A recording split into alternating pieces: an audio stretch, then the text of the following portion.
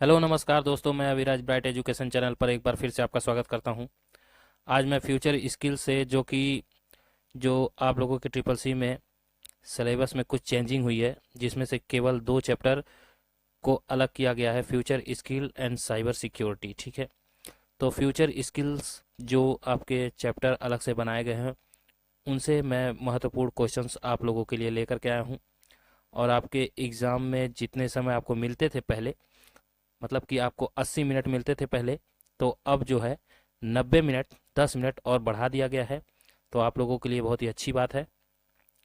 तो बस, जो भी चैनल को लाइक और सब्सक्राइब नहीं किए, प्लीज़ लाइक और सब्सक्राइब कर दीजिएगा, साथ ही साथ बेल आइकन की घंटी को भी प्रेस कर दीजिएगा। और देखा जाए तो आप लोगों के लिए बहुत ही ईजी कर दिया है। सभी में से छोटे छोटे क्वेश्चंस पूछे जाएंगे। पहले से मिक्सअप थे, तो क्या पढ़े क्या ना पढ़े कुछ पता नहीं चलता था। ठीक है, लेकिन अब छोटे छोटे चैप्टर में डिवाइड कर दिया है, तो आप लोगों को भी आसानी होगी समझने में और याद करने में। तो आसानी से आप लोग पास कर सकते हैं। ठीक है बच्चों, क्योंकि ज़्यादातर इसमें से फुल फॉर्म और जो भी इनके योजनाएं होती हैं वो सारी उनके बारे में बस जानना होता है। ज़्यादातर इंटरनेट ऑफ थिंग्स अभी आपको बताऊंगा, इसके अंतर्गत आप लोगों को सारी जानकारी मिलेगी। तो देखिएगा, जो भी है आज की वीडियो खास होने वाली है। तो चलिए बच्चों, बिना समय गंवाए शुरू करते हैं आज का ये सेशन। और प्लीज़ आप लोग से एक रिक्वेस्ट है कि आप लोग टेलीग्राम जरूर ज्वाइन करिए, क्योंकि वहीं पे आपको पीडीएफ प्रोवाइड की जाएगी। आप लोगों के एग्ज़ाम नज़दीक आ गए हैं, तो चलिए शुरू करते हैं। पहला क्वेश्चन देखिए, आईओटी का पूर्ण अर्थ क्या होता है? आईओटी का फुल फॉर्म पूछ रहा है। Interface of things, internet of things, industry of transmission, या नन ऑफ दीज इनमें से कोई नहीं। तो very very most important question ये होने वाला है आप लोगों के लिए, क्योंकि ट्रिपल सी के एग्जाम में ये पूछेगा ही पूछेगा। आईओटी का फुल फॉर्म जो है आपका इंटरनेट ऑफ थिंग्स होता है। ठीक है बच्चों, चलिए अब नेक्स्ट अगला क्वेश्चन है, इंटरनेट का थिंग्स की परिभाषा, इंटरनेट ऑफ थिंग्स की परिभाषा किसके जरिए विकसित हुई है? इंटरनेट ऑफ होगा यहाँ, सॉरी दोस्तों, थोड़ा सा मिसप्रिंट हो गया है, आप लोग समझने की कोशिश करिएगा। इंटरनेट ऑफ थिंग्स की परिभाषा किसके जरिए विकसित हुई है? Real time analytics, machine learning, commodity sensor, embedded system junction, या ऑल ऑफ दीज। तो इंटरनेट ऑफ थिंग्स की परिभाषा किसके जरिए विकसित हुई है, ये मैंने आप लोगों को बताने की कोशिश की है। तो ये सभी के जरिए हुई है। ठीक है बच्चों, आपके एग्जाम में ये पूछ सकता है। इनमें से एक भी ऑप्शन जो है वो दे देगा, और चार जो है, सॉरी 3 जो है अलग कर देगा। ठीक है, तो आप लोगों को ये सभी याद रखने की जरूरत है। मैं आपको इस तरीके से तैयारी कराना चाहता हूँ कि आप लोग ट्रिपल सी को हर हाल में निकालो, ताकि आगे भविष्य में आपका फ्यूचर ब्राइट हो। ठीक है, क्योंकि अब हर एग्ज़ाम में ट्रिपल सी मांगता है, तो आप लोगों को अच्छे से सीरियसली तैयारी करनी चाहिए बच्चों। तो ठीक है, इसकी परिभाषा यहीं से आई है, इन सब के जरिए, इसलिए ये सभी हो जाएगा। ठीक है, चलिए अब नेक्स्ट अगला क्वेश्चन है, कंप्यूटर सुरक्षा में किसका अर्थ है कि कंप्यूटर प्रणाली में सूचना केवल अधिकृत पार्टी द्वारा देखने योग्य होता है? ह्यूमैनिटी के द्वारा, नेशनलिटी के द्वारा, कॉन्फिडेंशियलिटी के द्वारा, या नन ऑफ दीज इनमें से कोई नहीं। तो कंप्यूटर सुरक्षा में पूछा है ना, तो कंप्यूटर की किस प्रणाली में अधिकृत पार्टी द्वारा देखने योग्य होता है बच्चों? तो ये जो है कॉन्फिडेंशियलिटी होता है, गोपनीयता के द्वारा। ठीक है, ये जो होता है गोपनीयता का कार्य होता है। ठीक है, तो जो अधिकृत पार्टी होती है वो कॉन्फिडेंशियलिटी ये कार्य करती है। ठीक है बच्चों, इसलिए ये बनाया गया है। चलिए अब नेक्स्ट, इनक्रिप्टेड टेक्नोलॉजी किसे बेहतर बनाती है?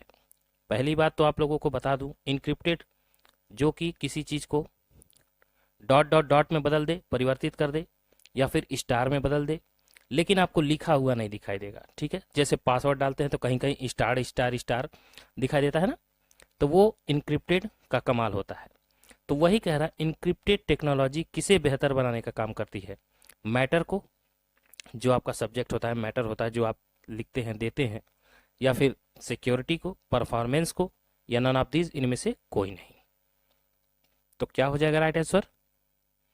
तो देखिए, इनक्रिप्टेड टेक्नोलॉजी जो है वो सिक्योरिटी को बेहतर बनाती है।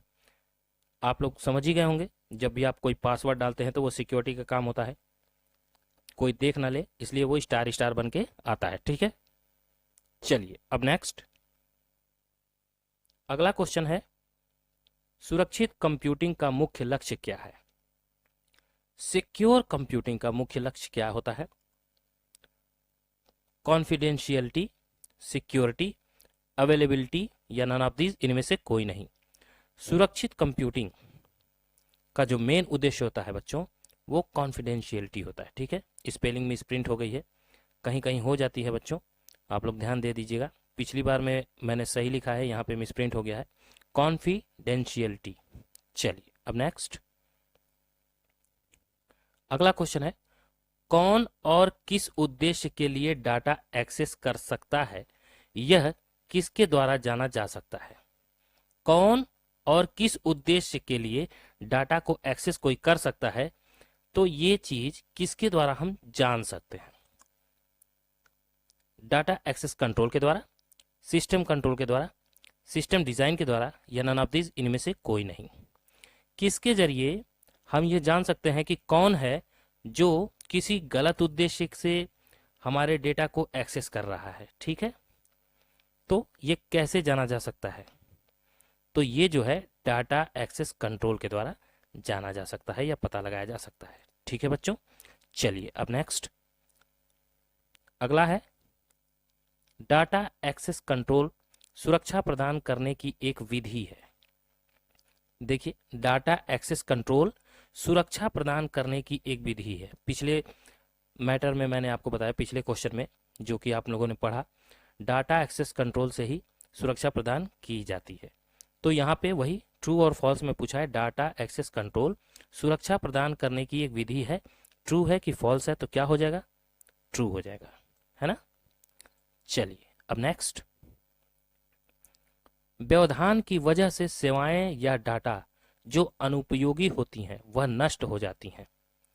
व्यवधान की वजह से, रुकावट की वजह से सेवाएं जो भी होती हैं या फिर डाटा जो अनुपयोगी होती हैं वह नष्ट हो जाती हैं। क्या ये बात सही है कि गलत है? तो व्यवधान की वजह से सब कुछ नष्ट ही हो जाता है, ये बात बिल्कुल सही है। ठीक है बच्चों, काफी सिंपल क्वेश्चन है, देख के ही पता चल रहा है। चलिए अब नेक्स्ट आपके एग्जाम में पूछ सकता है, अगला है, संसाधनों के डेटा का पृथक्करण और संरक्षण इंटीग्रिटी के जरिए होता है। मेन पॉइंट आपका है इंटीग्रिटी, देखिए इसे जानना जरूरी है। संसाधनों के डेटा का पृथक्करण और संरक्षण इंटीग्रिटी के जरिए हो सकता है। क्या ये बात सही है कि गलत है? तो क्या हो जाएगा बताइए?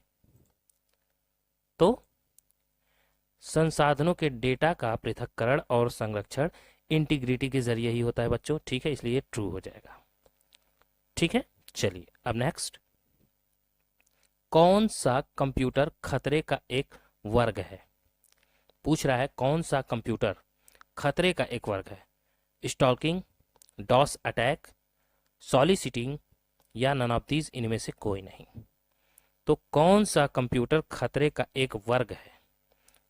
कंप्यूटर जो है कौन सा खतरे की श्रेणी में आता है? तो डॉस अटैक जो है वो खतरे की घंटी में आता है। ठीक है, खतरे के वर्ग में आता है। ठीक है बच्चों, डॉस अटैक।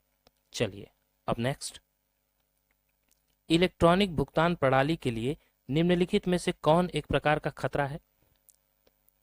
बोल रहा है इलेक्ट्रॉनिक भुगतान प्रणाली के लिए, जो भी आप इलेक्ट्रॉनिक, जैसे एटीएम हुआ, वो आपका इलेक्ट्रॉनिक में आता है। ठीक है, तो इलेक्ट्रॉनिक भुगतान प्रणाली के लिए इनमें से कौन एक प्रकार का खतरा है? Trojan horse, computer worm, computer virus या ऑल ऑफ दीज, ये सभी। तो कौन है खतरे के लिए? तो क्या हो जाएगा? सभी। ठीक है, इलेक्ट्रॉनिक भुगतान प्रणाली के लिए ट्रोजन हॉर्स भी खतरा है, कंप्यूटर वॉर्म भी खतरा है, कंप्यूटर वायरस भी खतरा है। ये सारी चीजें जो है वो आपके इलेक्ट्रॉनिक डिवाइस को हार्मफुल पहुंचाती हैं। ठीक है बच्चों, चलिए अब नेक्स्ट, अगला है सुरक्षित इलेक्ट्रॉनिक लेन देन प्रोटोकॉल का उपयोग किस प्रकार के भुगतान के लिए किया जाता है। अब देखिए इसको समझने वाली बात है। सुरक्षित इलेक्ट्रॉनिक लेन देन प्रोटोकॉल का उपयोग किस प्रकार के भुगतान के लिए किया जाता है। सुरक्षित इलेक्ट्रॉनिक लेन देन जो है अगर आपको करना है सेफली, तो इन ऑप्शन में से आपको बताना है कि किसका चयन करेंगे। तो चेक का, एनईएफटी का, क्रेडिट कार्ड का या नन ऑफ दीज, इनमें से कोई नहीं। तो सुरक्षित लेन देन जो है बच्चों वो क्रेडिट कार्ड के जरिए होता है। ठीक है, चलिए सबसे सुरक्षित यही है। अब नेक्स्ट, ट्रेंड माइक्रो निम्नलिखित में से क्या है। देखिए एक नया क्वेश्चन, ट्रेंड माइक्रो निम्नलिखित में से क्या है।